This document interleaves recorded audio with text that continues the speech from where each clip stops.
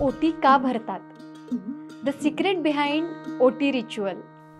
भारतीय संस्कृतीत सण समारंभ, हळदी कुंकू, डोहाळे जेवण किंवा इतर मंगल प्रसंगांमध्ये स्त्रिया एकमेकींची ओटी भरतात. ही परंपरा खूप प्राचीन आहे आणि तिच्या मागे धार्मिक तसेच सांस्कृतिक अर्थही आहे. ओटी भरताना पदरात हळद, कुंकू, तांदूळ आणि नारळ ठेवले जातात आणि त्या स्त्रीला मनापासून आशीर्वाद दिले जातो. पण हा प्रश्न कधी ना कधी पडलाच असेल, ओटी ही फक्त स्त्रियांचीच का भरली जाते, पुरुषांची का नाही?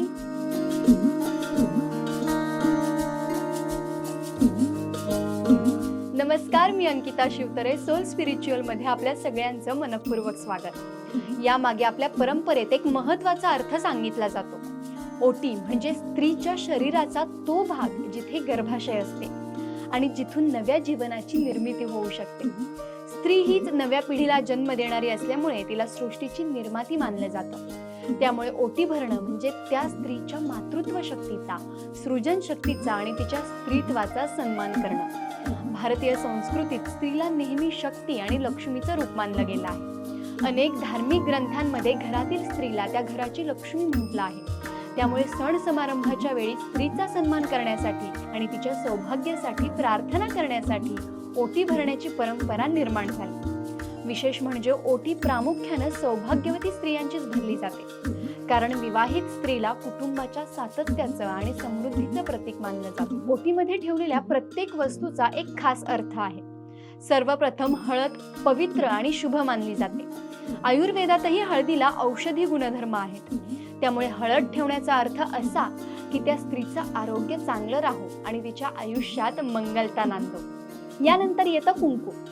कुंकू हे विवाहित स्त्रीच्या सौभाग्याचं प्रतीक मानलं जातं. कपाळावर लावलेलं कुंकू तिच्या वैवाहिक जीवनाचं मंगल चिन्ह आहे.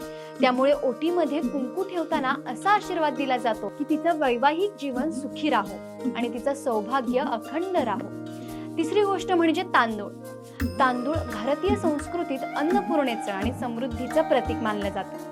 म्हणून ओटीमध्ये तांदूळ ठेवण्याचा अर्थ असा की त्या घरात अन्नाची आणि संपन्नतेची कधीही कमतरता पडू नये. आणि शेवटी नारळ. नारळाला आपल्या परंपरेत श्रीफळ म्हटलं जातं. कोणत्याही शुभ कार्याची सुरुवात नारळाने केली जाते. नारळ म्हणजे पूर्णत्व, शुभता आणि देवाचा आशीर्वाद.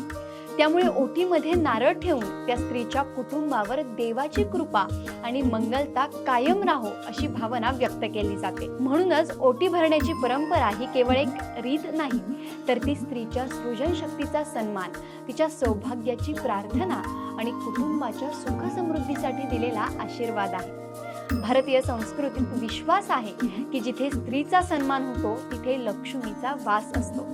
आपल्या संस्कृतीबद्दल अशाच नाविन्यपूर्ण माहितीसाठी आमच्या सोल स्पिरिच्युअल या YouTube चॅनलला सबस्क्राईब करा.